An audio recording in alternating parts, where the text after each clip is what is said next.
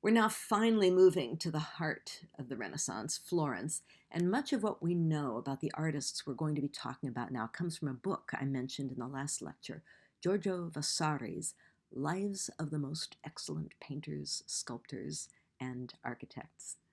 The Lives, as it's known, was first published in 1550. And I should say right up front that Vasari was writing about artists from a span of well over 200 years. Some were his contemporaries, but some were long dead. He didn't have libraries or archives, let alone Google, to help him with his research.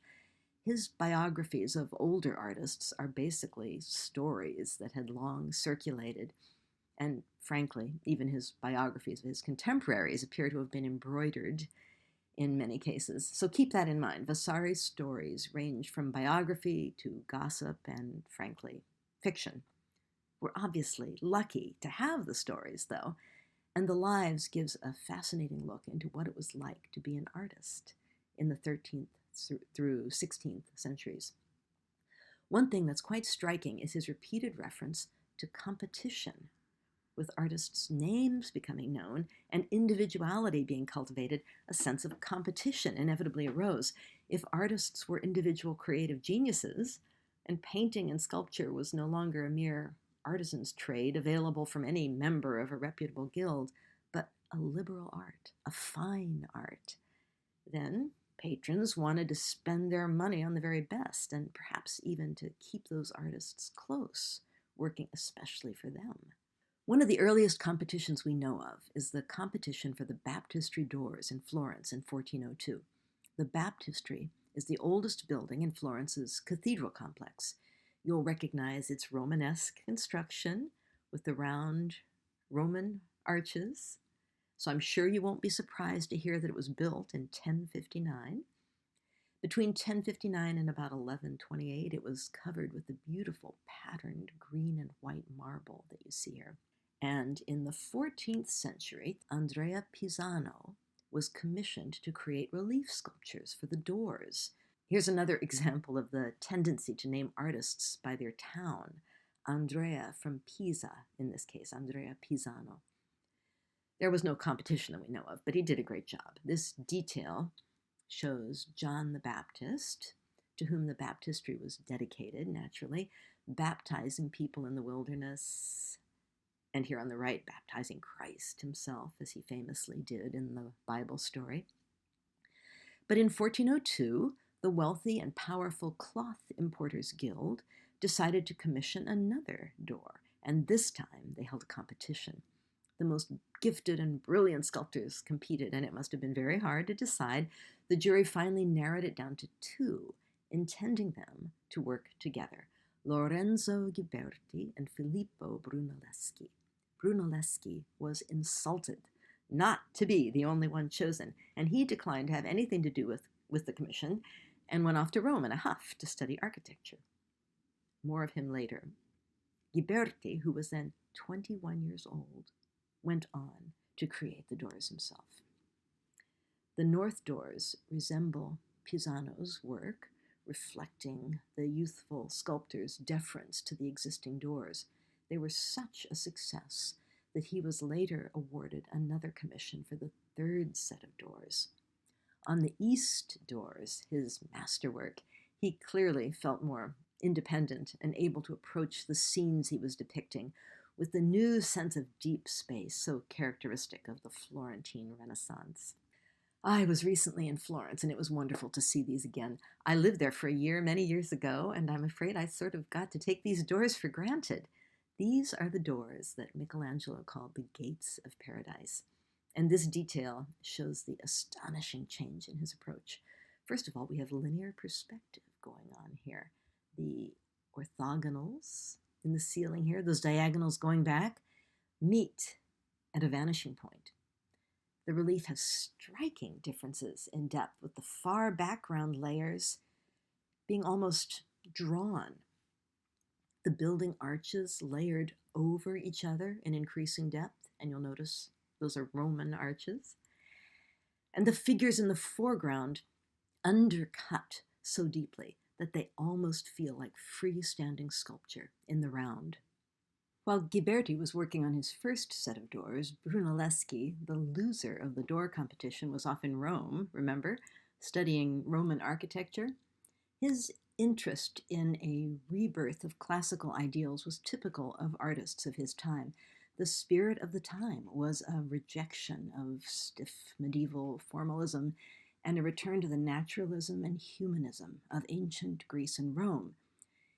Brunelleschi couldn't just go to college to study architecture. He went right to the source to measure, draw, and learn the lessons of the ancient buildings all over Rome under his own steam. When he returned to Florence, he began to design buildings like the Foundling Hospital, with its simple Roman arches, columns, and capitals. We'll show you a detail of those, a beautiful classic reference. It was the first building in Florence to really refer back so fully and powerfully to classical antiquity, the building style of ancient Rome. Lots of other big commissions followed, and finally, Brunelleschi got his own back. There was a competition for an architect to design and build the dome of Florence's cathedral, Santa Maria del Fiore. His old nemesis, Ghiberti, was up against him again, but this time Brunelleschi won. In the Renaissance, of course, it was common for artists to be architects, for painters to be sculptors, for engineers to be all of those things. In fact, the bell tower of the cathedral, you see it over here on the left, had been designed by our old friend, the painter Giotto. In this view, you see the freestanding bell tower on the left. When Giotto designed it in 1334, the cathedral itself was much smaller, with all this right end not yet built. A giant dome, 80 meters high, had long been planned, but when it came time to build it, no one could quite figure out how. The dome was planned to be bigger than anything in Europe, bigger than the Pantheon even. The problem was that there were no timbers long enough to create scaffolding to support the bricks while the mortar set over such a great span, which is how domes had been constructed in living memory. Brunelleschi solved the problem by building two domes, one within the other. The inner dome uses bricks laid in a herringbone pattern, which he had observed in Rome, but which had apparently been forgotten for a millennium.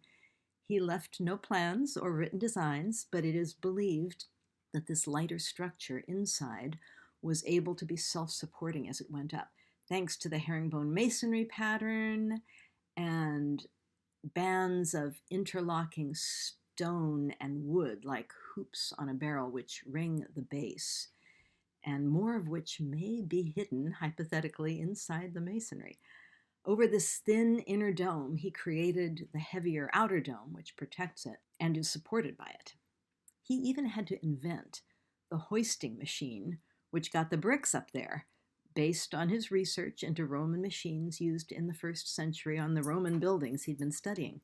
Somehow, he managed to get 4 million bricks into perfect place, the whole structure rising brick by brick, staying perfectly symmetrical, and meeting at the top, using Florentine workers who were used to having wine with lunch. He did insist that their wine be watered, however.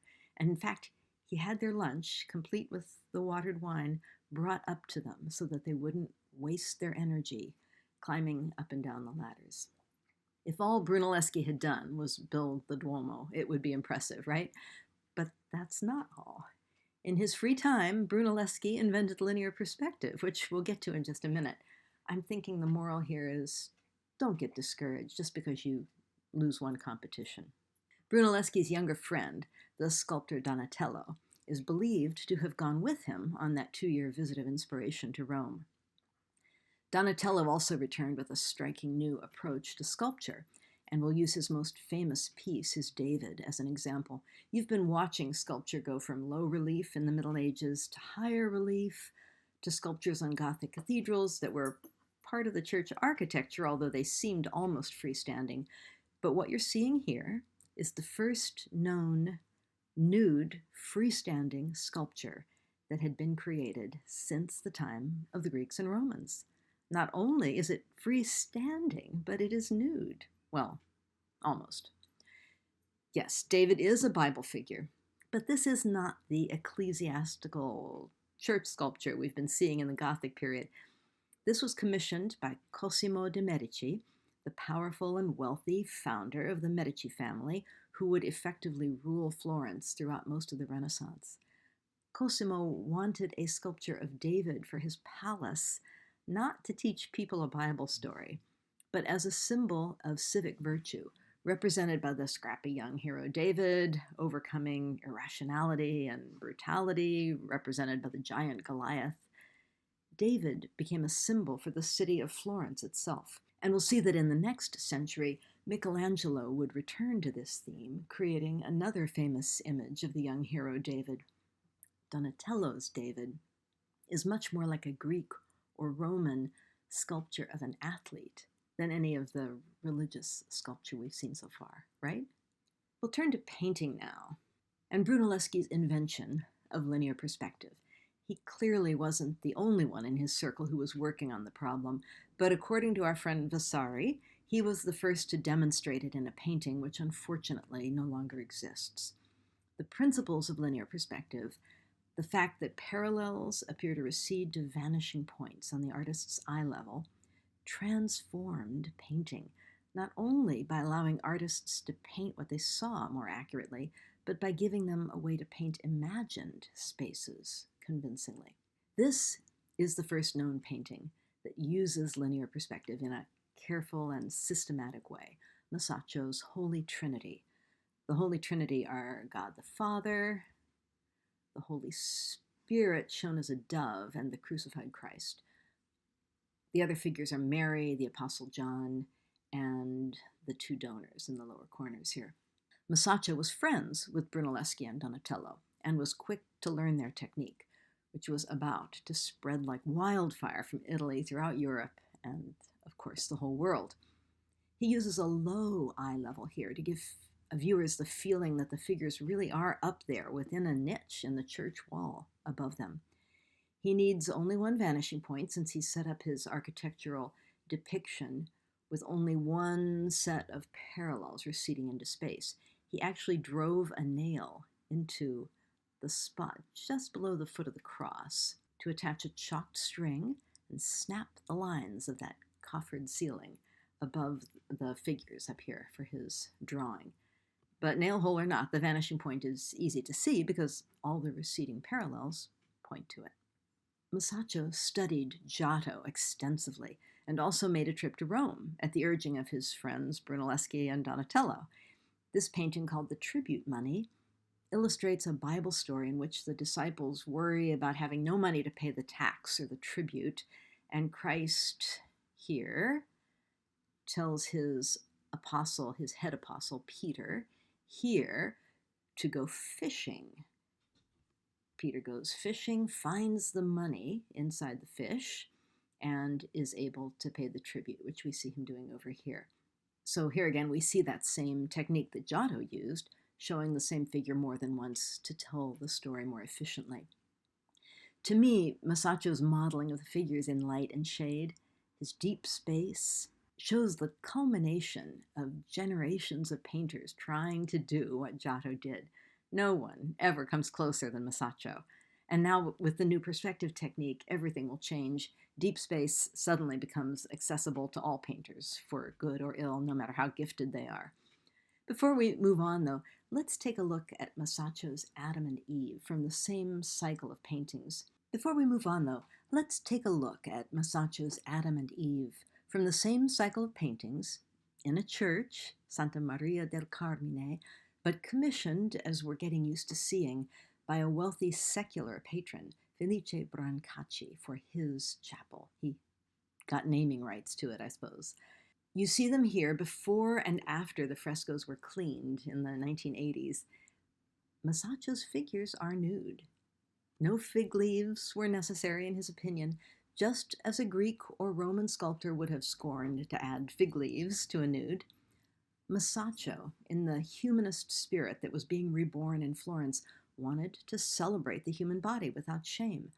We see here his dramatic chiaroscuro, or light and shadow technique, The Italian words chiaro and oscuro mean light and dark, and chiaroscuro refers to this way of modeling form in directional light without using outlines. And you see the brilliant highlights and the very dark shadows on the figures, especially on Adam, a technique that takes Giotto's three-dimensionality even one step farther, I think. I should mention at this point that Masaccio, like Giotto before him and like many other Italian painters, worked in fresco, a very different technique from the oil paint of the northern Europeans like Van Eyck.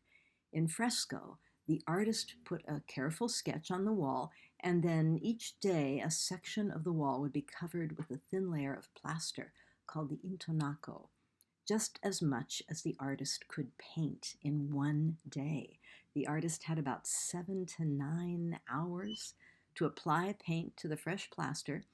Any unpainted intonaco that was left had to be chipped off before the next day's was laid, because the paint would only set permanently into fresh plaster. The technique yields a certain look, which you may come to recognize.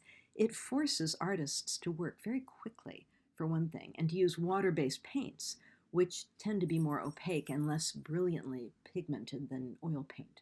Thus, fresco paintings tend to be broader in technique and to rely on composition and skillful drawing as opposed to elaborate textures and detail.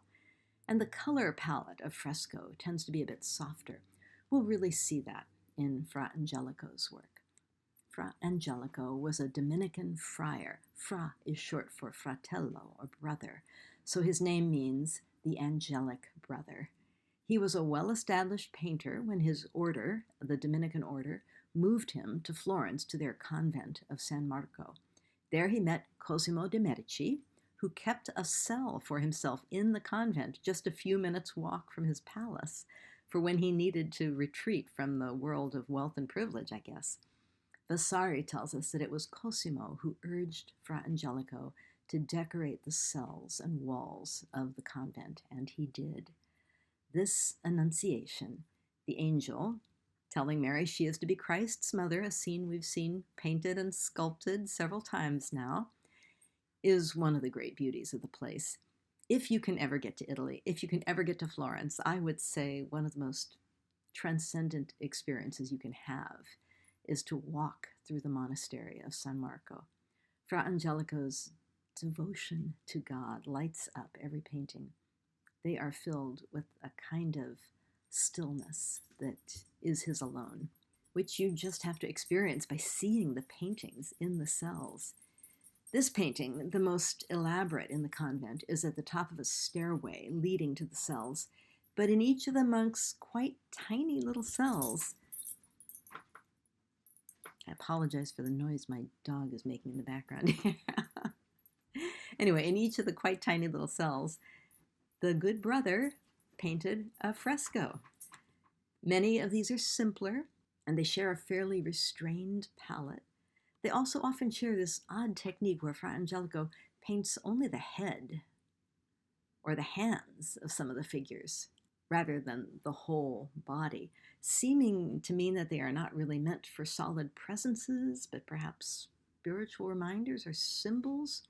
In this one, showing Christ blindfolded and being tormented by his executioners before his crucifixion, there's just a head spitting on him, just a hand slapping him, as if Fra Angelico couldn't bear to paint the whole figure and knew this reminder would be enough for his brother's meditations. In this one, we see a window in this tiny little room at the edge of a very ancient Florentine shutter, I suppose. And that may give you a little bit of a feeling for the scale of these very tiny rooms. The whole width of one end, as I remember, is taken up by the fresco and the window. And the room is not much longer than it is wide.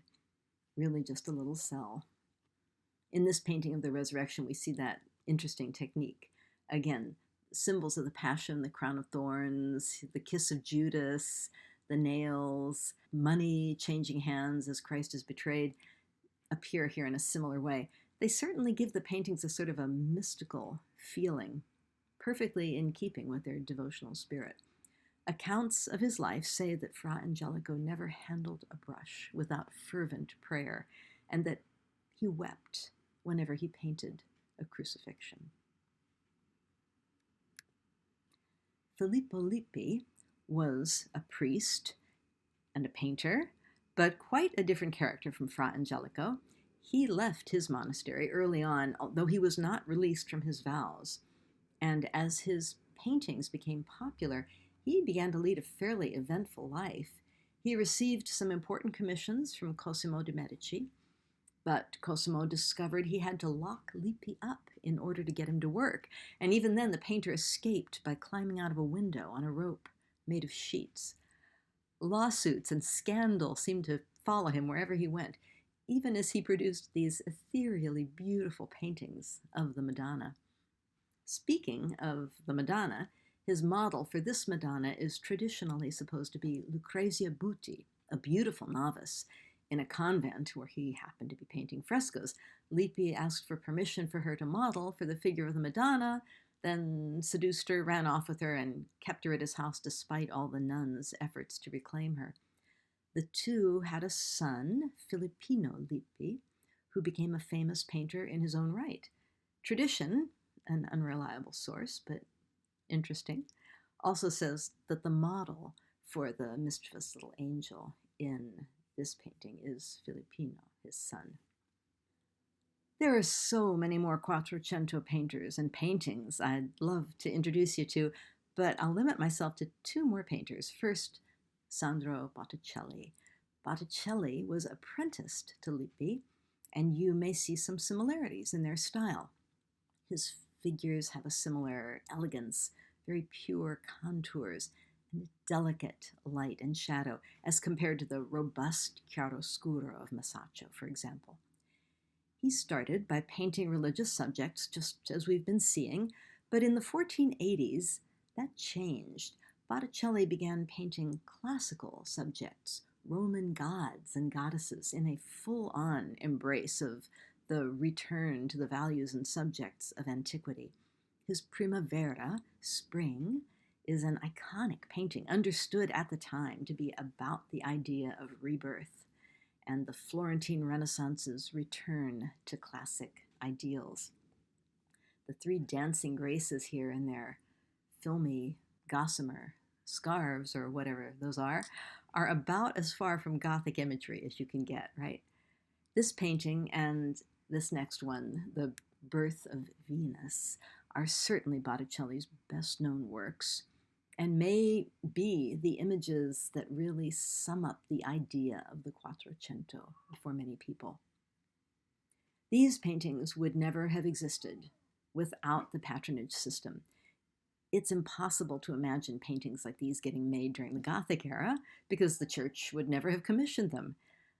Botticelli went on to paint many more religious subjects, particularly Madonnas. Those were obviously still an artist's bread and butter.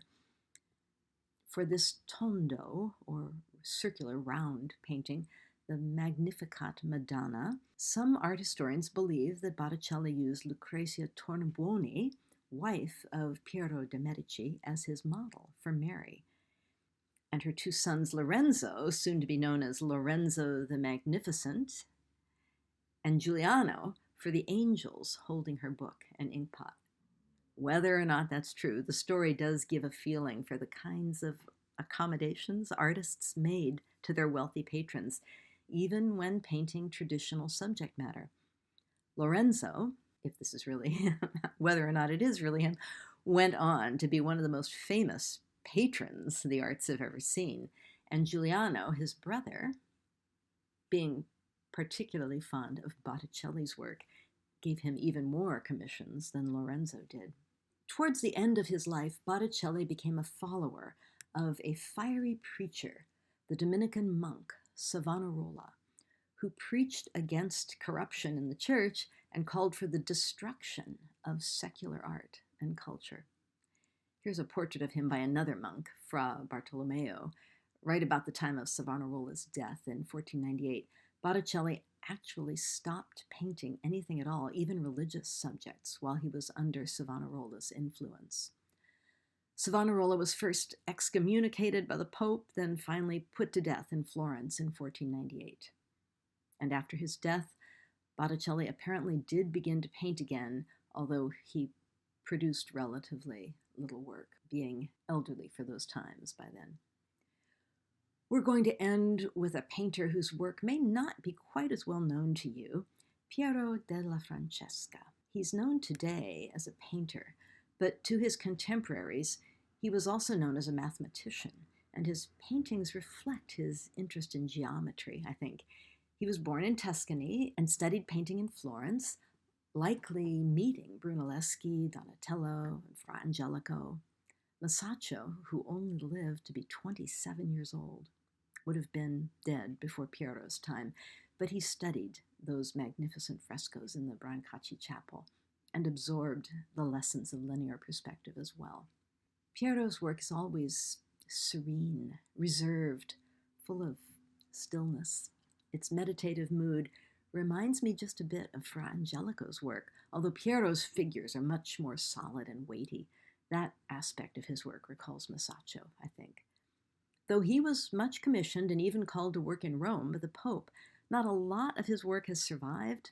Much of his work was in fresco, and many of those have been lost when buildings were destroyed or damaged. Plus, you have to go to Italy to see them, and so he is not as well known as painters who worked on panels. Probably his most famous cycle of frescoes is from a church in Arezzo. The cycle is called The History of the True Cross, and this painting of the Queen of Sheba is one of those storytelling paintings. It tells part of the long and very fanciful history of the cross, where its wood came from, how it was lost and later found. This painting is one of his finest, though, in my opinion, with its serene procession of figures, his typical use of foreshortening in the horses here. This is pure Piero.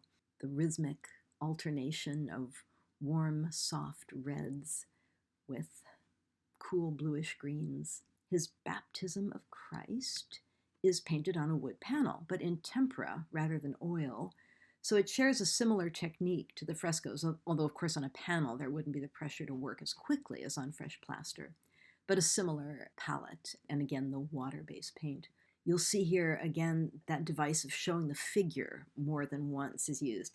This is John the Baptist baptizing Christ. You're really going to get to know your Bible stories studying Italian art. And we see Christ front and center, but also in the back here, taking off his shirt to get ready for his baptism.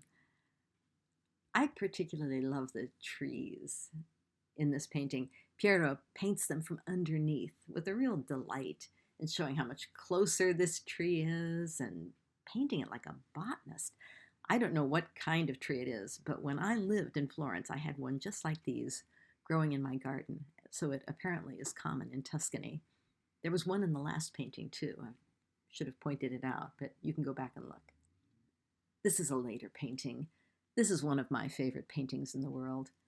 This painting almost slows your heart rate as you stand in front of it. It's so completely, regally serene.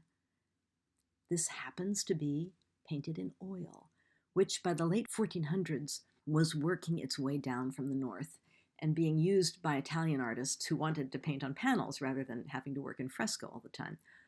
Oil may have made it easier for him to achieve that translucent veil on the Madonna. But Piero sticks to his normal fresco-like palette, still those soft pastel reds and greenish blues on that calm gray background. The room seems to be an ordinary room with sunlight slanting against the wall in the background. The faces, especially of that angel in blue, who's looking right at us. The hands, so beautifully shaped. They're lovely human faces and hands. The way the Madonna is holding the baby's toes. Such a human gesture. It's a good image, I think, to end on. A humanist painting. If we didn't see those tiny bits of wings behind the angels, this could be any young Italian mother standing in her house on a sunny afternoon. Thank you for looking at these with me. I hope you enjoyed this journey through some of what I particularly love from the early Renaissance, the Quattrocento. Next time, we'll look at the 1500s and see where all this goes as we get into the High Renaissance.